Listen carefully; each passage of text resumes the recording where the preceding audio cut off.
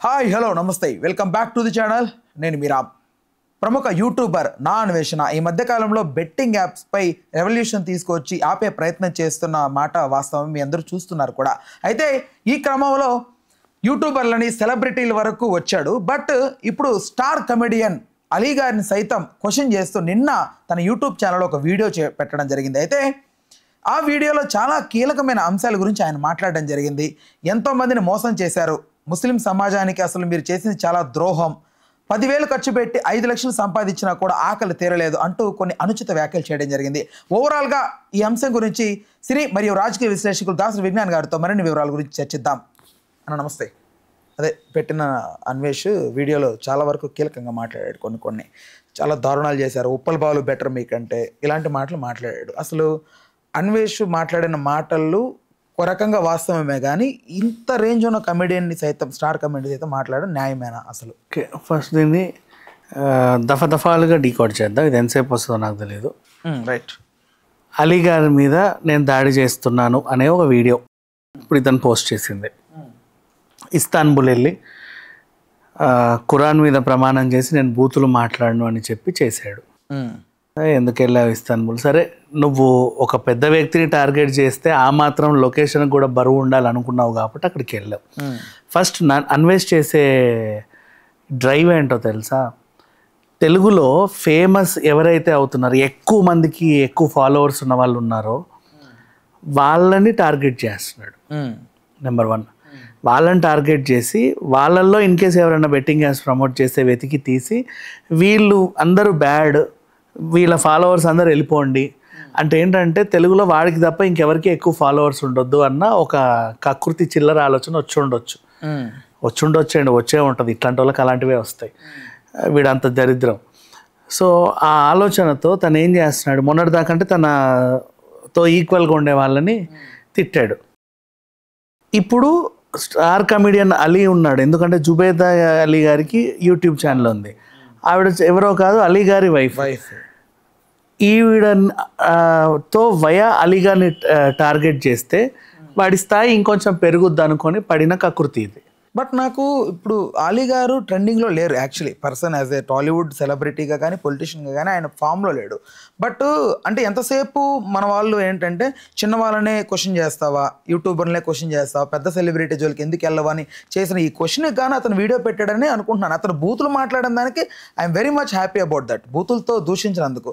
But అతను చేస్తున్న fight is acceptable because Ali గారు ఒకసారి అలీ షోలో కూడా బెట్టింగ్ యాప్ గురించి శివాజీ గారు అడిగితే ఓకే అది తప్పని, చాలామంది ప్రాణాలు పోతున్నాయి అన్న వ్యక్తి 4 days 5 days గ్యాప్ తర్వాత బెట్టింగ్ ప్రమోట్ చేశాడు ఆయన ఒక యాప్. సో ఇప్పుడు అతన్ని నువ్వు సమర్థిస్తున్నావు, సో నేను ఇంకేం చెప్పకూడదా? నో అట్లనే కాదు.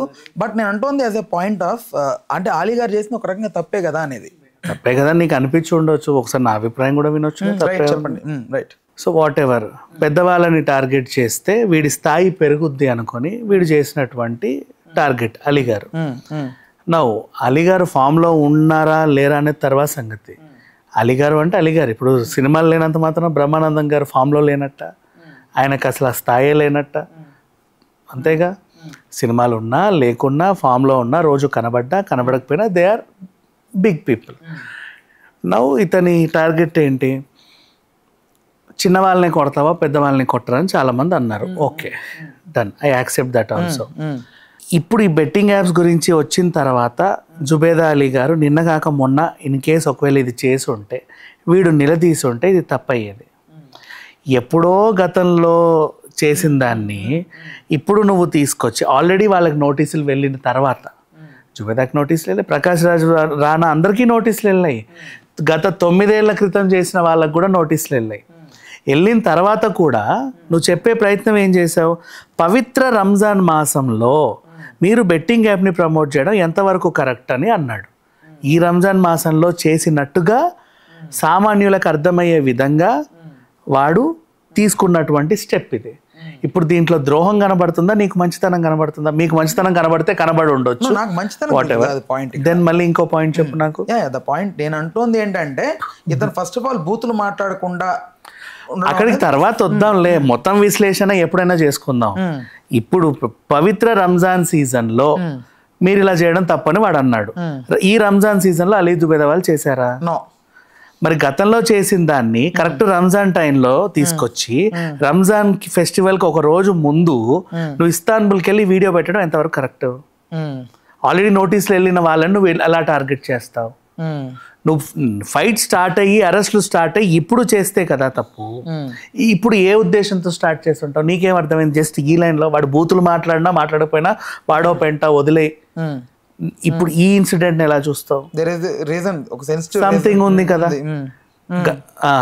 ఇప్పుడు ఆ రీజన్ ఏంటంటే దీనికి మళ్ళీ లింక్ గతంలో హర్ష సాయి దగ్గరికి వెళ్ళు. నిజంగా డబ్బులు కష్టపడి సంపాదించినవాడు ఎవ్వడు ఎవడికి దానం చేయడు అని ఒక స్టేట్మెంట్ పాస్ చేశాడు. అంటే రతన్ టాటా కూడా వేస్టే వీడి దృష్టిలో. అంటే అక్రమంగా సంపాదించినట్టే సింపుల్ చెప్పాలండి. మరి అదే కదా వీడి ఉద్దేశంలో. మళ్ళీ వీడిని కూడా అడిగారు, మీ ఇంట్లో వాళ్ళకి ఎప్పుడన్నా పెట్టావారా అంటే, నేను పెట్టాను, నావి నేను తిరగడానికే సరిపోవు, వాళ్ళకి ఎలా పెడతాను అన్న గాడిద వీడు. సో వీడి బుద్ధి ఎలాంటిదంటే, ఇంట్లో వాళ్ళు నిజంగా మంచం ఎక్కి క్యాన్సర్ పేషెంట్ గిలగిలా కొట్టుకున్నా కూడా నాకు యూరోప్ వెళ్ళడానికే 3 లక్షలు లేవు, ఇప్పుడు నీకు ట్రీట్మెంట్కి నేను ఎట్లా ఇవ్వమంటావు అని అడిగే రకం వీడు యాక్చువల్లీ చెప్పాలి అంటే.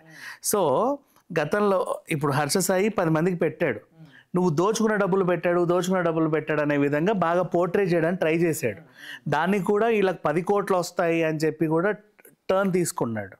వీడి ఉద్దేశం ఏంటంటే ఎవరైతే ఎవరికి హెల్ప్ చేస్తున్నారో ఆ హెల్పర్స్ని, వీడికి ఆ బుద్ధి లేదు కాబట్టి చేసే వాళ్ళని డిస్టర్బ్ చేస్తున్నాడు.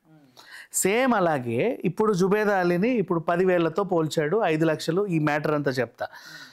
తను ఏం చేసింది, మహా అయితే చికెన్ కొన్నారు, సరే 100 కిలోలు ఎంత ఉంటుంది ఇంతర, ఈయనకి డబ్బులు అదేంటిది బియ్యం వండారు ఎంత ఉంటుంది ఇంత, మసాలా గీసాలా ప్యాకింగ్ అంతా కలిపి 10,000 కూడా ఉండదు. 10,000 పెట్టి వీళ్ళు వీడియో పోస్ట్ చేశారు, ఖర్చు పెట్టి ఎవరో రోడ్ల మీద తిరిగే కూలీలకు అట్ట ఇచ్చేసి సంపాదించారు. వీళ్ళు హెల్ప్ చేసిన తర్వాత ఆ వీడియోకి బెట్టింగ్ యాప్ని జోడించారు వీళ్ళు. మీరు ఎప్పుడు అలాగే ఉంటుంది, నీ మైండ్ ఎందుకు ఇలా ఆలోచిస్తే నాకు ఎప్పుడు అర్థం కాదు. సీరియస్లీ వీళ్ళు ఈ వీడియో చేసిన తర్వాత వ్యూస్ వచ్చాయి, ఓకేనా, వచ్చాయి. వీడియో అప్లోడ్ చేసిన తర్వాత వ్యూస్ వచ్చాయి, ఇన్ని వ్యూస్ వచ్చాయి, ఇన్ని వ్యూస్కి గాను వాళ్ళకి ఇన్ని డబ్బులు వచ్చాయి, అంటే 5 లక్షలు వచ్చాయి. వీళ్ళు పెట్టిన పెట్టుబడి 10,000, వీళ్ళకి వచ్చింది 5 లక్షలు. 4.90 లక్షలు వీళ్ళు దోచుకున్నారు అని ఇతను పాస్ చేసిన ఎలిగేషన్. నెక్స్ట్ దానితో పాటు గతంలో వీళ్ళు బెట్టింగ్ యాప్ని కూడా అందులో ప్రమోట్ చేశారు అని చెప్పాడు. బెట్టింగ్ యాప్ని పక్కన పెట్టేసేయి కాసేపు, అసలు బెట్టింగ్ అనే పదాన్ని మర్చిపో. వీడి మెయిన్ టార్గెట్ వీళ్ళు జనాలను మోసం చేస్తున్నారు, వీళ్ళని అన్ఫాలో చేయండి. మీకు మహా అయితే మీ మొహాన 10,000 పడేస్తున్నారు అంతే, కానీ మీ మొహాన 10,000 పడేసింది వీళ్ళు షూట్ చేసుకొని 5 లక్షలు సంపాదించుకొని వీళ్ళు ఏదో గొప్ప కార్యం చేసినట్టుగా ఫీల్ అవుతున్నారు అనేది వీడి ఎలిగేషన్. ఇప్పుడు వీళ్ళు చేయడం తప్ప, అంటే దీన్ని కప్పిపుచ్చడానికి బెట్టింగ్ యాప్ ద్వారా ఇట్లా అనే పదాన్ని అదే అంటున్నాను నేను. అసలు బెట్టింగ్ అనే పదమే జీవితంలో లేదు, ప్రపంచంలో ఇంకా సృష్టింపబడలేదు అనే థీమ్ లో ఉండండి కాసేపు. డీకోడ్ చేసిన తర్వాత అక్కడికి వెళ్దాం. రైట్. అసలు బెట్టింగ్ అనే పదమే లేదు డిక్షనరీలో, ఓకేనా, వదిలేసి. వీడు చేసింది ఏంటి ఇప్పుడు వీళ్ళు దానం చేయడం తప్ప? ఒక మనిషికి ఎంతైతే నువ్వు దానం చేస్తున్నావో దాన్ని క్యాలిక్యులేట్ చేయడం ఎంతవరకు కరెక్ట్? సో వీళ్ళు దానాలు చేసుకుంటూ ఎప్పటి నుంచో వీడియోస్ చేస్తున్నారు, ఇప్పటి నుంచి కాదు, ఎప్పటి నుంచో. యూట్యూబ్లో ఒక్కొక్కరిది ఒక్కొక్క పంద. ఒకరు జర్నీలు చేసుకుంటూ సంపాదిస్తున్నారు, ఒకరు ధర్మాలు చేసుకుంటూ సంపాదిస్తున్నారు, ఒకరు ఇంకేదో నీతి సూక్తులు చెప్పుకొని ఫాలోవర్స్ తెచ్చుకొని సంపాదిస్తున్నారు.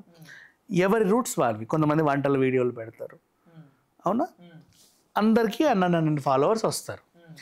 ఎవరికైతే ఎక్కువ ఫాలోవర్స్ ఉంటారో వీళ్ళు బెట్టింగ్ అనేది ఒకటి వస్తుందని చెప్పి యూట్యూబ్లోకి రాలా ఎవరు. You understand? వాళ్ళ స్వతహాగా వాళ్ళు చేసే పనులని 10 మందికి చూపించుకొని ఫాలోవర్స్ని పెంచుకుందామని వచ్చిన వాళ్ళే యూట్యూబ్లోకి వచ్చిన తర్వాత కొన్ని కంపెనీస్ ప్రమోట్ చేసుకోవడానికి ఎవరైతే ఫెమిలియర్గా ఉంటారో వాళ్ళని యూస్ చేసుకున్నారు. ఇప్పుడు ఆ బినోమో అనే యాపో లేకపోతే ఇంకా సునోమో అనే యాపో, ఏ యాపో, ఎవరు ఫేమ్లో ఉన్నారు? ఓకే, ప్రకాష్ రాజ్ గారు ఫేమ్లో ఉన్నారు, ఆయనతో చెప్పిద్దాం. అలీ వాళ్ళ వైఫ్ ఫేమ్లో ఉంది, వీళ్ళతో చెప్పిద్దాం. వీళ్ళతో చెప్తాం ఇది చెయ్యొచ్చా కరెక్టేనా పర్లేదా, అయ్యో నిన్న సావిత్రి గారు చేశారు, మొన్న అనసూయ గారు చేశారు, ఇప్పుడే రష్మి గారి దగ్గర నుంచి వస్తున్నాం, ఇదిగోండి వీడియో. ఓ అందరూ చేశారంటే కరెక్టే అయి ఉండొచ్చు. అనామయకత్వంలో పాపం వీళ్ళు చేశారు. ఇది జరిగి కూడా కొన్నేళ్ళు అవుతుంది 3 years అవుతుంది. దాటిపోయిన తర్వాత ఇప్పుడు జస్ట్ 2025 అనే ఇయర్లో ఎవరికీ తెలియకుండా ఫిబ్రవరి మార్చి నుంచి ఇది కొంచెం ఉధృతంగా లేచింది. 2024 ఇయర్లో కూడా కొంతమంది ఈ బెట్టింగ్ యాప్స్ వల్ల మరణాలు సంభవిస్తున్నాయి, ఇది తప్పు తప్పు తప్పు ప్రమోట్ చేయకండి అని చెప్పారు. అంతకు ముందు కూడా 2023లో కూడా కొంచెం లైట్గా బెట్టింగ్ యాప్స్ గురించి, బెట్టింగ్ వల్లే మరణాలు జరుగుతాయి, అప్పుడు 2-3 వార్తలు వచ్చాయి. 24లో ఎక్కువ వచ్చాయి. 25లో దీని మీద క్షేత్ర స్థాయిలో ఒక డ్రైవ్ జరిగింది. డన్.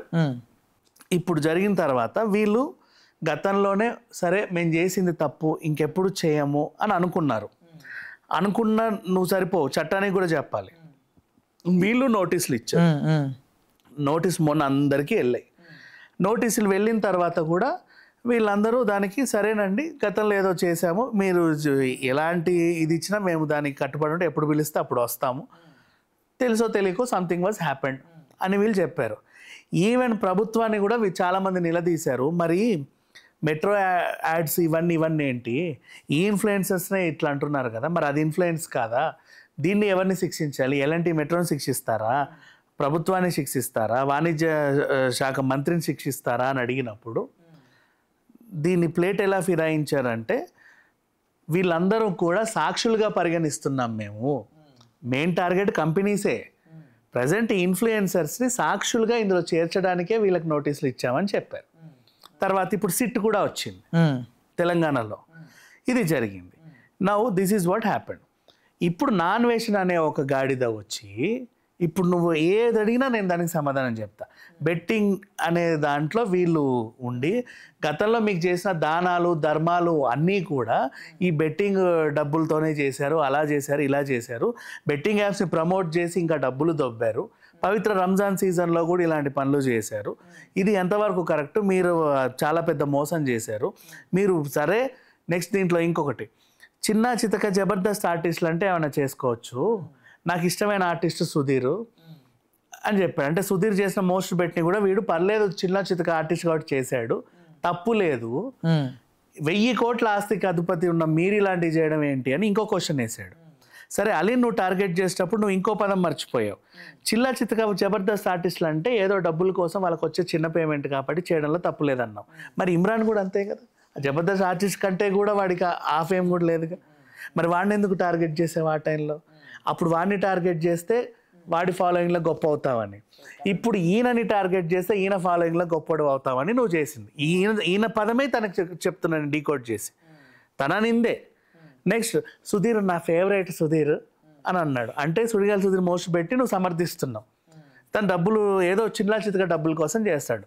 1000 కోట్లు ఉన్నోడు చేయడం తప్పు, అసలు కోటీశ్వరుడే కానోడు లక్షల ఆదాయం ఉన్నోళ్ళు 1000 ఆదాయం ఉన్నోళ్ళు చేయడంలో కరెక్టే ఇతనికి.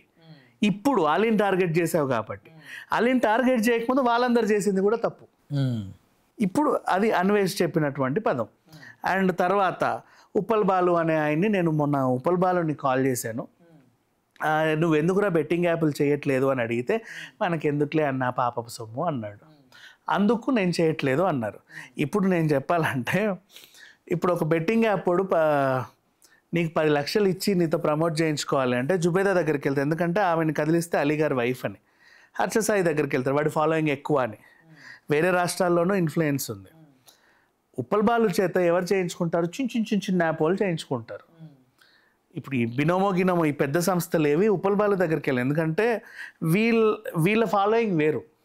ఉప్పల్ బాలు చేతో లేదు స్వాతి నాయుడు చేతో లేకపోతే ఇంకెవరి చేతో వాళ్ళు చేయించుకోరు. వాళ్ళ చేయించుకునే చిల్లర యాప్స్ కొన్ని ఉంటాయి చిన్నవి, అది వాడికి అవసరమైతే చేస్తాడు లేకపోతే చేయడు. వీళ్ళు వాడినే అడగరు ఫస్ట్ ఆఫ్ ఆల్. దాన్ని అది అన్వేషణకు తెలియదు. అన్వేషకు వస్తే వేరు. ఇప్పుడు ఒక ఆఫర్ అన్వేషణ అడగవచ్చు, నువ్వు చేస్తావా నీకు ఇంత ఇస్తా అని. అన్వేషణ అడిగిన ఆఫర్ ఉప్పల్ బాలను అడగరు. అదే ఓకేనా, అడగరు కాబట్టి వాడు చేయడు. దాన్ని వీడికి అంత నాలెడ్జ్ కూడా లేకుండా ఇప్పుడు అదే ఉప్పల్ బాలు, రజనీకాంత్, అమితాబ్ బచ్చన్ తర్వాత దేశంలో ఉప్పల్ బాలే అంతటి ఉప్పల్ బాలువే చెయ్యట్లేదు, ఆఫ్టర్ ఆల్ వీళ్ళు ఎలా చేస్తారు అని చెప్పేసినట్టుగా క్వశ్చన్ చేసాడు. కన్విన్సింగ్. అండ్ ఓవరాల్గా చెప్పాలి అంటే వీడు ఇస్తాన్బుల్ వెళ్ళి అలీని టార్గెట్ చేయడం వల్ల వీడికి ఇంకేదో పెద్ద ఎత్తున నేనేదో చేస్తున్నాను, నాకు కొంచెం మైలేజ్ వస్తుంది అనుకొని చేసినటువంటిది ఇది. నువ్వు అలీనే టార్గెట్ చేయాలి అనుకుంటే ఫస్ట్ నువ్వు ఎప్పుడైతే ఇమ్రాన్ జోలికి వెళ్ళావో అప్పుడే నువ్వు అలీ జోలికి వెళ్ళాలి. ఎందుకంటే నువ్వు ఆల్రెడీ ఏం చెప్పావు, 3 ఏళ్ల క్రితమే ఇది తప్పు కదా అన్నా అని చెప్పావు. నువ్వు ఫస్టే నువ్వు పెద్దోళ్ళతోనే పెట్టుకొని డైరెక్ట్గా నువ్వు నిలదీసావనుకో, నీకు అంటే అప్పుడు లేని ధైర్యం ఇప్పుడు వచ్చింది అనుకుంటే కూడా తప్పు. నువ్వు అప్పుడే గట్టిగా అడుగుంటే ఈ పాటికి నిజంగా నువ్వు హీరో అయ్యేవాడివే. అలీ గారి వైఫ్ని మీరు ఎలా చేస్తారండి అని అడుగు. అండ్ నెక్స్ట్ తన ఇంకా మిగతా వాళ్ళని కూడా నువ్వు ఎలా చేస్తావు అందరినీ అడుగు. అప్పుడు ఇమ్రాన్ని అడుగు, అందరినీ అడుగు, నన్ను కూడా అడగవచ్చు, తప్పలేదు, మీరు చేస్తున్నారా చేయకండి అన్నా అని. అలా కాకుండా ఆల్రెడీ గవర్నమెంట్ నోటీసులు ఇచ్చాక ఎవడెవరికైతే నోటీసులు ఇచ్చిందో వాళ్ళని తెలుసుకొని వాళ్ళ సమాధానాలు కూడా విన్న తర్వాత ఇప్పుడు నువ్వు వాళ్ళ పాత ఛానల్స్ని మళ్ళీ తవ్వి వాళ్ళప్పుడు చేశారు ఇది పాపపు సొమ్ము, మీరు అది రంజాన్ సీజన్లో తెల్లారితే రంజాన్ అంటే అప్పుడు ఒక రోజు ముందు నువ్వు వచ్చి ఒక ముస్లిం యూట్యూబర్ని, పైగా ముస్లిం కమెడియన్ని, వాళ్ళ వైఫ్ని టార్గెట్ చేసి వాళ్ళు ఇఫ్తార్ విందు అని రోజు అందరు క్యారేజీలు పంపిస్తుంటే వీళ్ళు పెద్ద నేరం చేశారు, పాపం చేశారని ముస్లిం క్యాప్ పెట్టుకొని ఇస్తాన్బుల్ ముందు కూర్చొని ఏం చెప్పాలని చేశావు? సో ఇది నీకు టార్గెట్గా అనిపించిందా, లేదా పాపం వాళ్ళు బెట్టింగ్ యాప్ చేసి దేశాన్ని మొత్తం సర్వనాశనం చేస్తే ఒక దేశ పౌరుడు వచ్చి నిలదీసినట్టు అనిపించిందా? డౌట్ ఏంటంటే నాకు ఇప్పుడు ఇమ్రాన్ ఖాన్ని టార్గెట్ చేసినప్పుడు ముస్లిం కమ్యూనిటీ నుంచి ఒక నెగిటివ్ అనేది అన్వేషణ మీద పడింది. బికాజ్ ఎందుకంటే ఇమ్రాన్ని దగ్గరగా పెట్టుకున్నారు ముస్లిం మొత్తం, ఎందుకంటే అతను పాకిస్తానీ అని ఏదైతే ఎలిగేషన్స్ చేశాడో. దెన్ తర్వాత వాళ్ళని కూల్ డౌన్ చేయడానికా లేకపోతే వాళ్ళని కన్విన్స్ చేయడానికా అలీ గారితో సైతం పెట్టుకొని అలీ గారిని సైతం పాకిస్తాన్ అని చెప్పి తన తమ్నైల్ మీద రాసి పాకిస్తాన్ ఉగ్రవాదం అని చెప్పి అంత దారుణానికి ఏ స్ట్రాటజీ ఉందో అతని మైండ్లో? ఇంత ఆలోచించావు ఆ దరిద్ర తలకకి ఇంత బుర్ర కూడా ఉండదు. ఊరికే జస్ట్ ఫేమస్ అవ్వాలని చేశాడు అంతే. నువ్వు ఇంత విశ్లేషించావు కదా, అంత స్ట్రాటజీ ఆలోచించేటట్టు వాడు అలా ఎందుకుంటాడు? నాకు అదే ఆ స్ట్రాటజీ అర్థం కాల. అడిబంద రైట్. ఎప్పుడు ఇలాంటి వాళ్ళని పట్టించుకోకు, ఎందుకంటే చాలా లాజిక్స్ ఉంటాయి దాంట్లో. అంటే బెట్టింగ్ కోణంలో మీరు చూస్తున్నారు కానీ బెట్టింగ్ అనేది వీళ్ళ జీవితాలకు మధ్యలో వచ్చింది. బెట్టింగ్ నే అడ్డం పెట్టుకుని వీళ్ళ జీవితాలు మొదలవ్వాల. I accept that. అది అర్థమైందా? వీళ్ళు ముందు నుంచే కుకింగ్ వీడియోలు, ఆ వీడియోలు, ఈ వీడియోలు చేస్తుంటే వీళ్ళ దగ్గరికి సబ్బు యాడ్ ఎలా వచ్చిందో, సర్ఫ్ యాడ్ ఎలా వచ్చిందో, పెయింట్ యాడ్ ఎలా వచ్చిందో, కలజోడ్ యాడ్ ఎలా వచ్చిందో అలాగే బెట్టింగ్ వచ్చింది. ఎలా అయితే జ్యువెలరీ షోరూమ్స్ని, చీరల షోరూమ్స్ని ప్రమోట్ చేశారో అలాగే బెట్టింగ్ యాప్ వచ్చింది, అది మధ్యలో వచ్చింది. దాన్ని నమ్ముకునే ఛానల్స్ ఓపెన్ చేసుకోవాలి. వీళ్ళు పోర్ట్రే చేసేది ఏంటంటే వీళ్ళు అసలు ఆ బెట్టింగ్లో లక్షలు వస్తుంది, దాన్ని నమ్ముకునే వీళ్ళు ఛానల్స్ ఓపెన్ చేసి మీకు ఏదో చేస్తున్నట్టుగా చెప్పాడు. అండ్ ఇప్పుడు ఓవరాల్గా అలీ ఎపిసోడ్ తీసుకున్నా సరే మళ్ళీ మొదటి నుంచి మీరు బాగా గమనించుకోండి, 10,000 పెట్టి మహా అయితే మీ మొహాన్ని ఏదో ముష్టి పడేసినట్టు పడేసి మీ మీద 5 లక్షలు సంపాదించుకుంటున్నారని చెప్పాడు. దాన్ని సింపుల్గా చెప్పంటే దానాలు చేస్తే చేసావు, ఎందుకు 10 మందికి చెప్పుకుంటున్నావు అని. చాలామంది అనే మాట ఇది మీరు చేసేటప్పుడు. కొంతమంది ఔత్సాహంగా నేను ఈయనకి ఇచ్చానని చూపించుకుంటే ఇన్స్పిరేషన్ ఇస్తే ఇచ్చావు ఎందుకు చెప్తున్నావు అంటే దీన్ని చూసి ఇంకో 10 మంది